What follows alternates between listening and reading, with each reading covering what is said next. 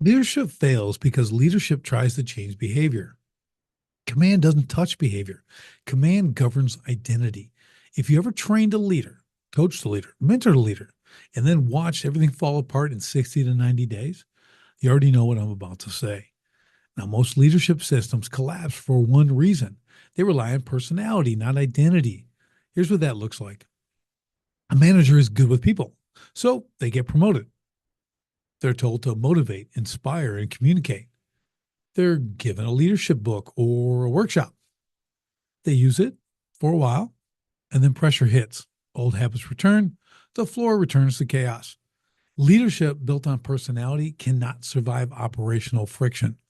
Identity can, because identity does not change under stress.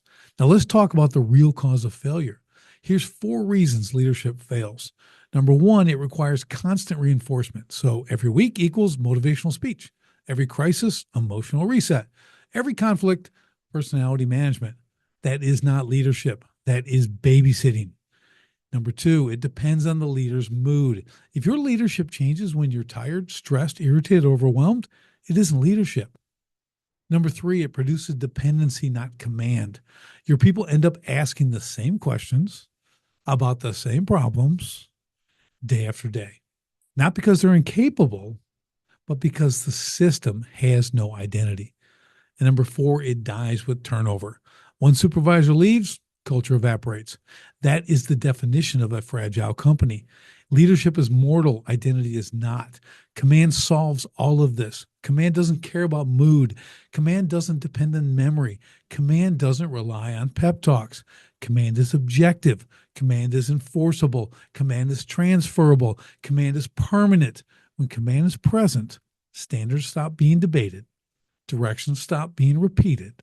Accountability stops being optional. Identity stops being personality driven.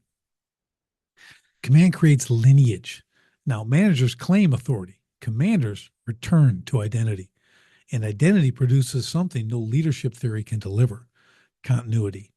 So let's talk about behavior versus identity. Behavior says, do this. Identity says, I am this. When supervisors operate from identity, they enforce consistently. They correct immediately. They give direction once. They hold themselves and others to the same standard. They don't need motivation. They have command. And when the front line has identity, the floor becomes predictable. Predictability creates stability. Stability creates throughput. Throughput creates profit. Profit is always downstream of identity. Here's the truth most leaders never hear. Leadership doesn't fail because leaders don't care.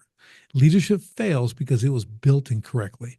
It was built on influence, inspiration, intention, interpersonal skill. But a plant doesn't need inspiration.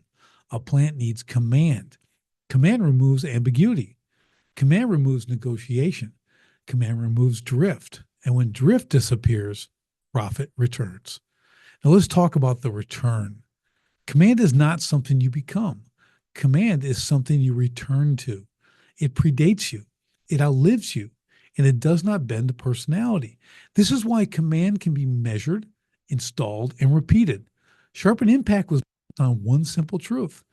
Floor doesn't rise to your level of leadership, it falls to your level of command. Now, this resonates. If you're tired of managing drama instead of enforcing standards, start the return to command today. Go to grittolead.com, download the command imperative, the doctrine behind everything I just shared, then run the command simulator and see exactly how much profit your plant is losing without command installed. And when you're ready to stop renting leadership and start enforcing identity, book your SID. That's where command becomes visible, measurable, and installed. Grittolead.com. Return to command.